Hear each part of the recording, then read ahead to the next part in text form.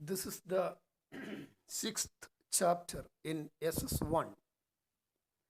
It deals with the three important points. One, contribution of Mahatma Gandhi in freedom struggle.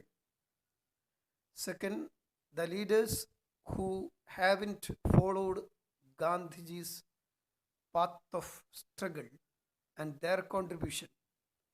And the third point is the dawn of freedom.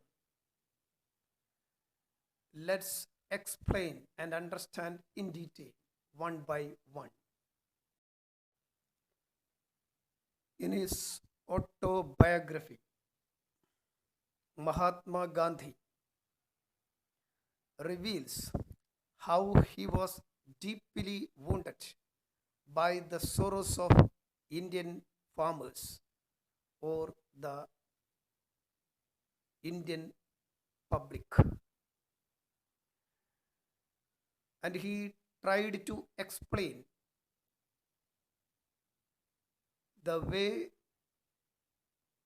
in which he took the leadership of the struggle led by these farmers against the British rule.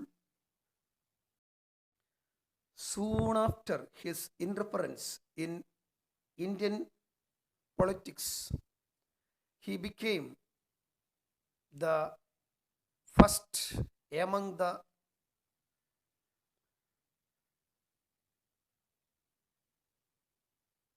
Indian leaders. He could gain the trust and recognition of the common people of India. And these are the important reasons.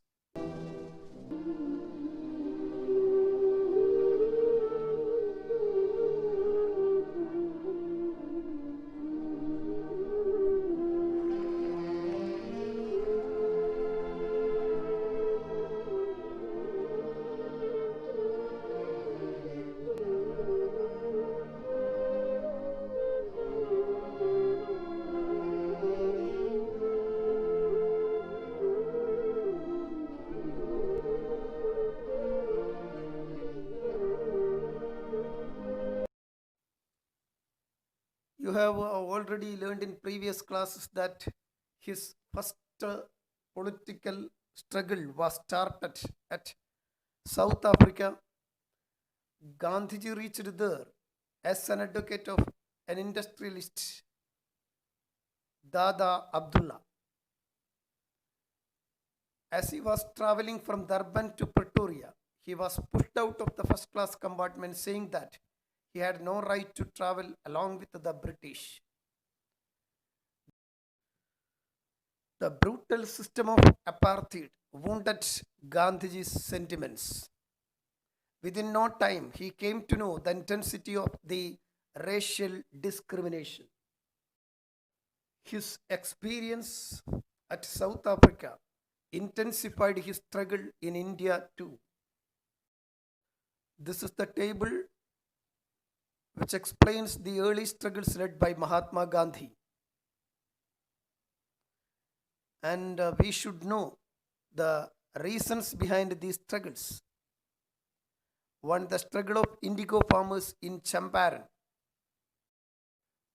Low price of indigo and the poverty of the farmers were the fundamental reasons of the struggle of indigo farmers in Champaran. Then Ahmedabad cotton mill strike was started in 1918 when the authorities denied plague bonus which was given to the workers. The next struggle was peasant struggle in Kheda. The rulers decided to collect taxes from the poor villagers even when they faced drought and crop failure. And these are the results of the early struggle. We have already learned which are the important early struggles led by Mahatma Gandhi and its reason. Now we are going to learn the results of these struggles. In 1919, Lord Rowlett framed an act generally known as Rowlett Act, which was passed in British Parliament, limiting the civil rights of the people of India. As per this act, any person could be arrested and imprisoned without trial. As you know, this was the basic reason behind the Jallianwala Bagh massacre. The people gathered at Jallianwala Bagh in Amritsar on 13th April 1919 to protest against the arrest of Saifuddin Kichlu and Satyapal, who led the anti-Rowlett Act agitations in Punjab, accusing that the protesters violated the army's instructions. The army chief General Dyer ordered to shoot without warning. The innocent armless people were trapped as the ground was surrounded by buildings and the only entrance was blocked by the armed soldiers.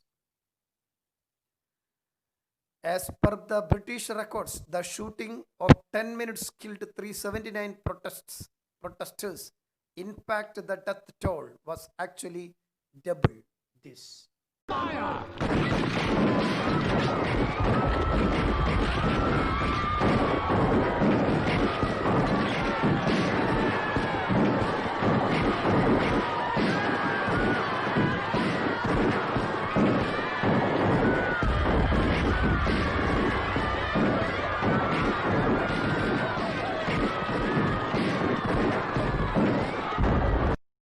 The massacre intensified the protest at the national level, and Gandhiji opined, if the Battle of Plassey laid the foundation for the British rule, Jallianwala Bagh shook the foundation